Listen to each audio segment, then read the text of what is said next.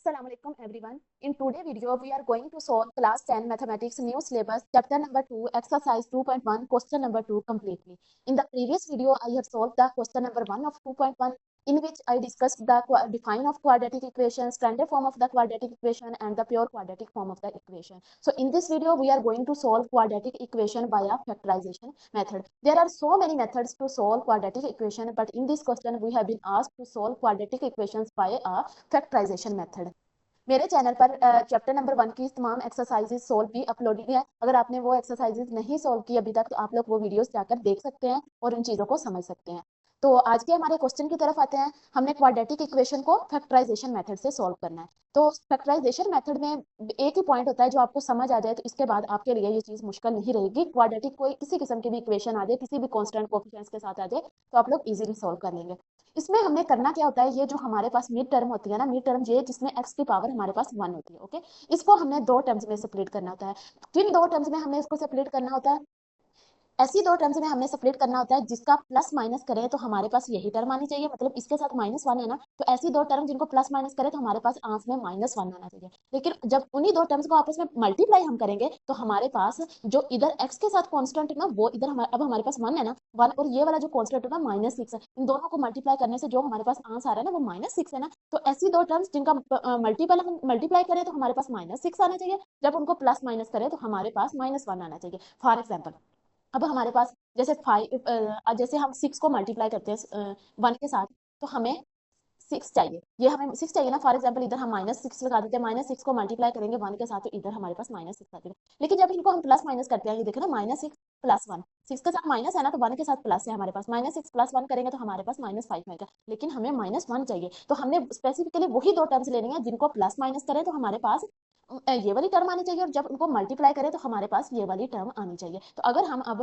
2 को 3 के साथ मल्टीप्लाई करें तो हमारे पास 6 आ जाता है। अब हमें चाहिए -1, -1 चाहिए ना जब इन दोनों को प्लस माइनस करें। अब ऐसे अगर दोनों में अब दोनों को अगर हम प्लस करते हैं तो हमारे पास 5 आ जाएगा। लेकिन इनमें से अगर हम -2 +3 करते हैं तो हमारे पास क्या आ जाएगा, +1 आ जाएगा। अगर हम -3 +2 करते हैं तो हमारे पास फिर -1 आएगा। तो अब हम क्या करेंगे, 3 वाले के साथ माइनस लगा देंगे। हमने माइनस जो हमारी रिक्वायरमेंट होगी उसको देखते हुए टर्म के साथ लगाना है। मतलब इधर अगर हम -2 मल्टीप्लाई 3 करते तो भी हमें -6 मिल जाना था, हमें तो -6 से इधर गर्ज थी ना। लेकिन हमने ये देखना है कि उनका प्लस माइनस करने से भी हमें वो टर्म मिलनी चाहिए। तो इस वजह से अब इसको हम सेपरेट करेंगे किसमें, 2 +2 -3 में, तभी ये हमें -1 देगा। और इन दोनों को मल्टीप्लाई कर रहे हैं तो हमें -6 भी मिल रहा है। तो अब इन दो टर्म्स में -x को हम सेपरेट करेंगे। ये फर्स्ट वाली टर्म और सेकंड वाली टर्म हमारे पास सिमिलरली ही आ जाएंगी। x स्क्वायर आ जाएगा, -x की जगह पर हम 2x +2x -3x -6 is equal to 0। अच्छा, इनकी प्लेस हम चेंज भी कर सकते हैं, 3 इधर भी लिख सकते हैं और 2 को इधर भी लिख सकते हैं, वो कोई मसला नहीं होगा। अब इन दोनों में से हम कॉमन लेंगे, क्या x को कॉमन ले लेते हैं, x +2 आ जाएगा हमारे पास। इन दोनों में से कॉमन लेना है और फिर इन दोनों में से कॉमन लेना है। इधर हम लेंगे तो हमारे पास -3 कॉमन ले सकते हैं। कॉमन क्या लेते हैं, जो दोनों में टर्म्स में 2 3 जितनी भी टर्म्स हो उनमें ऐसा एलिमेंट या कोई वेरिएबल या कोई कांस्टेंट जो दोनों में पाया जा रहा है। तो इधर से हम -3 कॉमन लेंगे तो इधर x है, तो इधर अगर हम -3 को 2 के साथ मल्टीप्लाई करें तो 6 आएगा ना। तो अब -3 तो बाहर चला गया, अंदर हमारे पास 2 बच जाएगा, 0। अब इन दोनों में से हम x +2 को कॉमन ले लेंगे। दोनों में से अब हम x +2 को कॉमन लिया तो x +2 बाहर आ जाएगा, अंदर बचेगा ये x और ये वाला -3 इज इक्वल टू 0। अब इन दोनों को हम अलग अलग करके लिख लेंगे, x +2 हमारे पास इज इक्वल टू 0 आ जाएगा और ये x -3 इज इक्वल टू 0 आ जाएगा।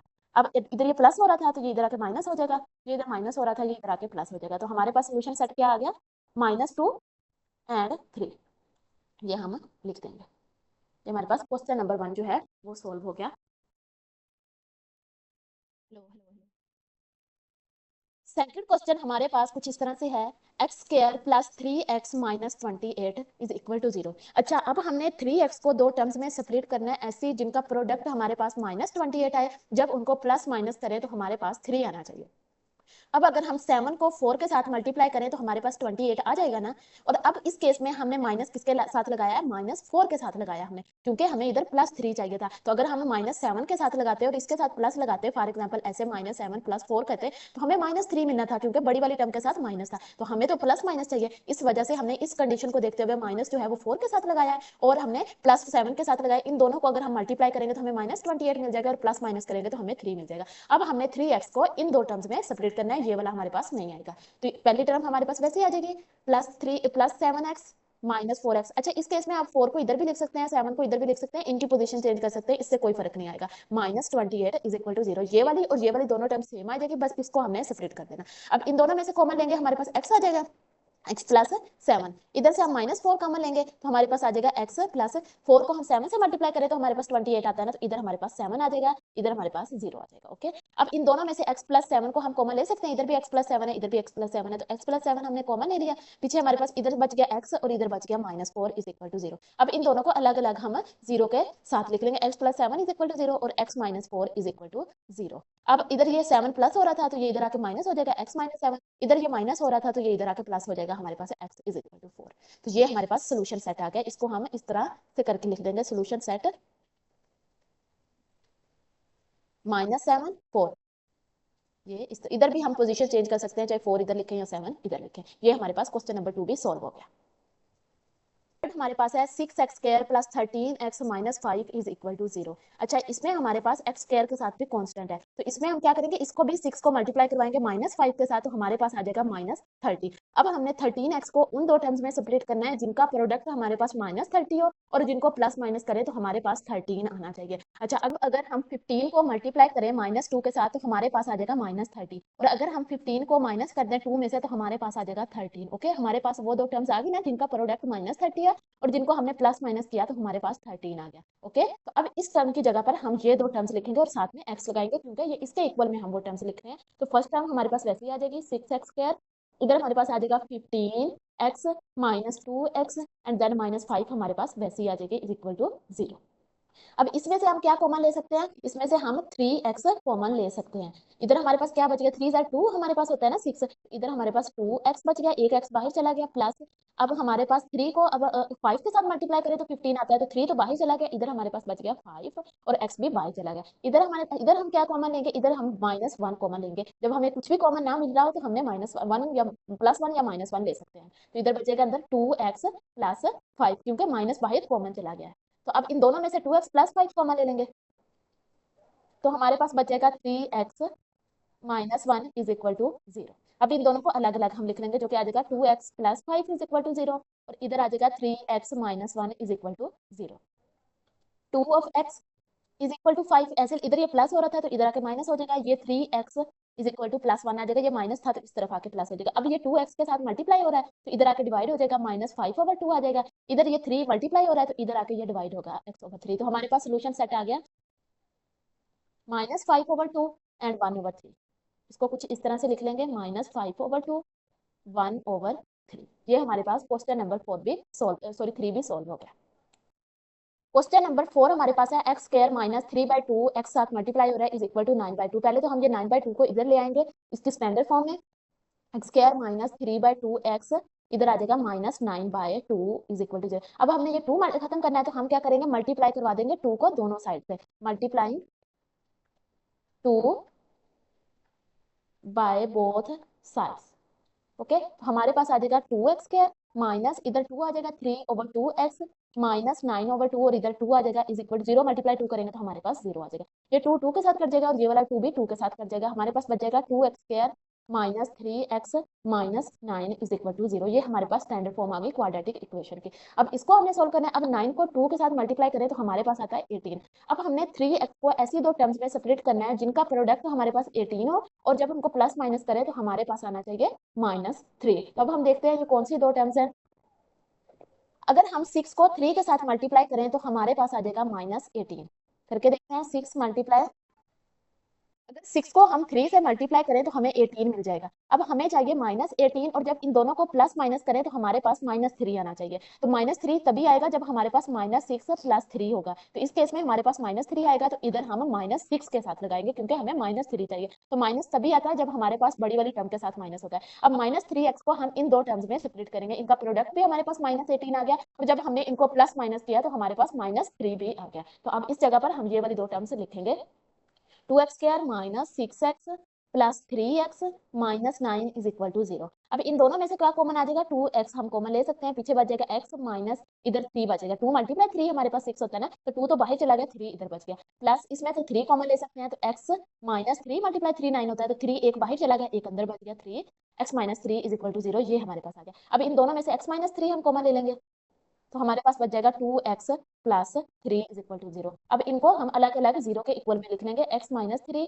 Is equal to 0, 2x plus 3 is equal to 0। अब इनको सॉल्व कर लेते हैं, x माइनस 3 है तो ये इस साइड पे आके प्लस 3 हो जाएगा, x इज इक्वल टू 3, ये एक हमें वैल्यू मिल गई। दूसरी 2x, इधर ये प्लस 3 था तो इधर आके माइनस 3 हो जाएगा, अब 2 इसके साथ मल्टीप्लाई हो रहा था, दूसरी साइड पे जाके ये डिवाइड हो जाएगा, तो हमारे पास आ जाएगा माइनस 3/2। सोल्यूशन सेट अब हमारे पास क्या आ गया, 3 एंड माइनस 3/2, ये हमारे पास सोल्यूशन सेट आ गया। क्वेश्चन नंबर 4 भी सॉल्व हो गया।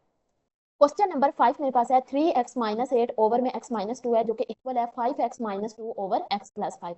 पहले तो हम ये करेंगे, इसको इस साइड पे लेके आएंगे, इसको सॉल्व करेंगे, क्वाड्रेटिक इक्वेशन की स्टैंडर्ड फॉर्म निकालेंगे, देन हम उसको फैक्टराइजेशन मेथड से सॉल्व करेंगे। तो इसका सोल्यूशन करते हैं, 3x minus 8 over x minus 2, ये इधर प्लस हो रहा था तो इधर आके ये क्या हो जाएगा minus, 5x minus 2 over x plus 5, ये हमारे पास आ जाएगी इसकी। अब हम क्या करेंगे, इसका एलसीएम ले लेंगे, जो कि x माइनस 2 x प्लस 5 हमारे पास इसका एलसीएम आ जाएगा। अब इसके डिनोमिनेटर में x माइनस 2 तो है लेकिन x प्लस 5 नहीं है, तो हम इसके साथ x प्लस 5 मल्टीप्लाई कर देंगे और साथ में 3x माइनस 8 हमारे पास आ जाएगा। इधर हमारे पास x प्लस 5 तो है लेकिन x माइनस 2 नहीं है, तो x माइनस 2 इसके साथ मल्टीप्लाई करवा देंगे, 5x minus 2 is equal to 0 हो जाएगा। अब अच्छा, ये वाला जो डिनोमिनेटर है ना, ये इधर आके हमारे पास 0 हो जाएगा, तो नेक्स्ट स्टेप में अब हम इसको नहीं लिखेंगे, ओके, ये इधर जाके 0 हो गया। अब इसको हमने इसके साथ मल्टीप्लाई करवाना है और इस वाले होल को इसके साथ करवाना है, तो x को 3x के साथ मल्टीप्लाई करेंगे तो हमारे पास आ जाएगा 3x² माइनस 8x आ जाएगा हमारे पास, जब x को माइनस 8 से करवाएंगे। अब 5 को 3x के साथ करवाएंगे तो 15x हमारे पास आ जाएगा, और जब 8 को हम 5 के साथ करवाएंगे तो हमारे पास आ जाएगा माइनस 40, इधर हमारे पास माइनस आ जाएगा। x को 5x के साथ करवाएंगे तो 5x² आ जाएगा, माइनस 2x आ जाएगा हमारे पास, माइनस 10x आ जाएगा हमारे पास, और प्लस 4 आ जाएगा जब माइनस 2 को माइनस 2 के साथ मल्टीप्लाई करवाएंगे, और नेक्स्ट हमारे पास 0 आ जाएगा। अब हमारे पास नीचे 3x² आ जाएगा, minus 8x plus 15x plus minus minus, तो हमारे पास क्या बच जाएगा इधर, प्लस 7x माइनस 40, इधर आ जाएगा हमारे पास माइनस, और जब माइनस को अंदर मल्टीप्लाई करवाएंगे तो 5x² plus 2x plus 10x and minus 4 is equal to 0, ये हमारे पास आ जाएगा, क्योंकि माइनस माइनस प्लस होता है ना, तो इस वजह से ये प्लस आ गया, और ये प्लस माइनस माइनस होता है, ये माइनस आ गया। अब हम x² वाली टर्म्स एक साइड पे कर लेते हैं, x वाली टर्म्स एक साइड पे कर लेते हैं, और कांस्टेंट वाली टर्म्स एक साइड पे कर लेते हैं। 3x² आ जाएगा माइनस 5x² आ जाएगा, ये दो x² वाली टर्म थी, और 7x वाली हमारे पास कौन सी टर्म थी, plus 7x plus 2x and plus 10x, ये दो टर्म्स थी, और एक ये वाली टर्म थी। कांस्टेंट है हमारे पास minus 40 minus 4 is equal to 0। अब हमने सभी अपने साथ साथ लिख ली, 3x² minus 5x² plus minus minus, तो इधर आ जाएगा माइनस 2x²।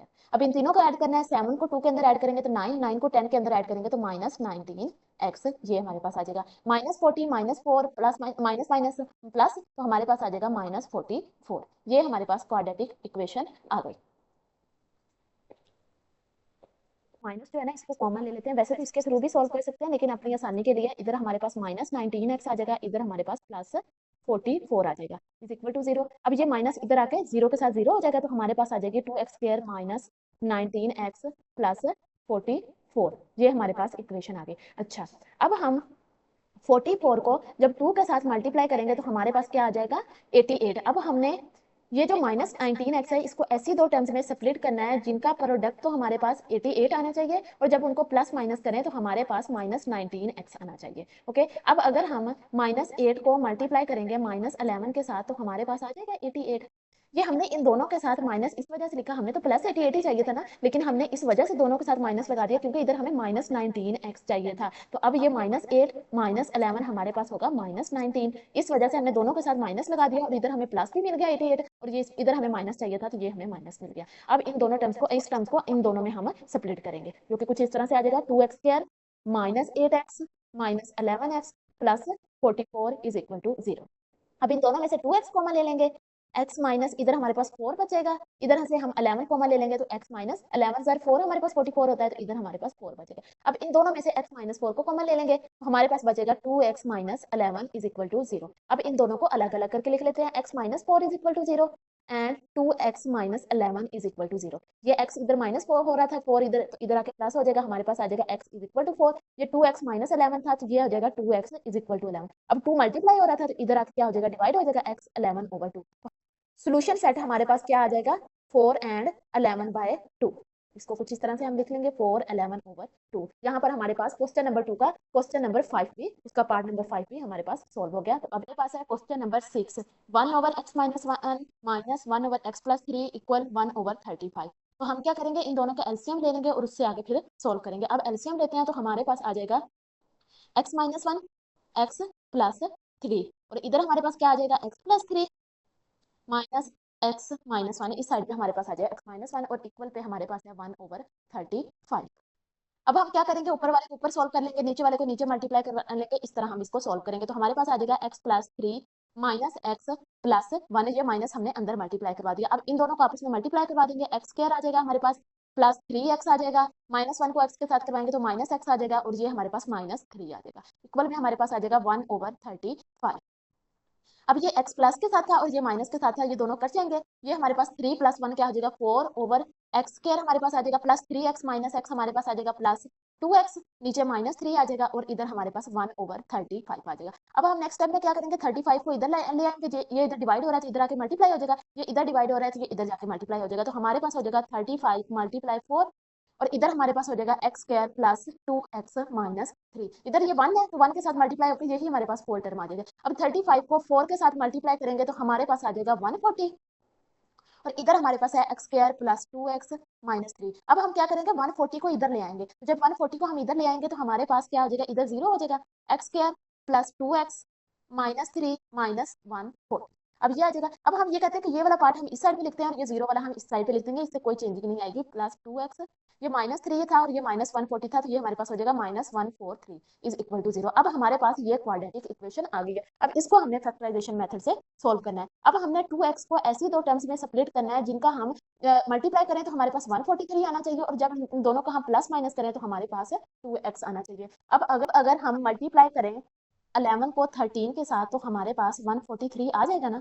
अब हमें चाहिए -143 और इधर हमें चाहिए +2। इसका मतलब बड़ी वाली टर्म के साथ तो हम माइनस नहीं लगा सकते, तो हम लगाएंगे -11 प्लस 13 करें तो हमारे पास +2 आ जाएगा ना, तो इधर हमें +2 चाहिए। तो अब इस 2x को हम 11 और 13 में सेपरेट करेंगे, तो एक्स स्क्वायर हमारे पास आ जाएगा, प्लस 2x की जगह पर हम लिख देंगे -11x plus 13x minus 143 is equal to 0। अब इन दोनों में से x कॉमन आ जाएगा तो हमारे पास बचेगा एक्स स्क्वायर -11 प्लस इधर से हम 13 कॉमन लेंगे तो हमारे पास बचेगा x -11, क्योंकि 13 मल्टीप्लाई 11 हमारे पास 143 था, तो 13 तो बाहर आ गया और 11 हमारे पास अंदर बच गया। अब इन दोनों में से हम x -11 को कॉमन ले लेंगे तो हमारे पास पीछे क्या बच जाएगा, x plus 30 is equal to 0। अब इन दोनों को हम अलग अलग करके लिख लेंगे, x -11 is equal to 0, x plus 13 is equal to 0।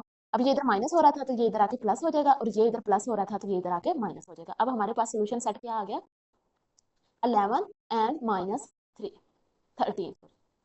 ये हमारे पास आंसर आ गया क्वेश्चन नंबर 6 का भी। यहाँ पर हमारे पास एक्सरसाइज 1.2 का क्वेश्चन नंबर 2 कंप्लीटली सॉल्व हो गया। अगर आपको किसी पॉइंट की समझ नहीं आई, do let me know in the comment section, I will try my best to help you guys. If you guys like my videos, please like, share and subscribe.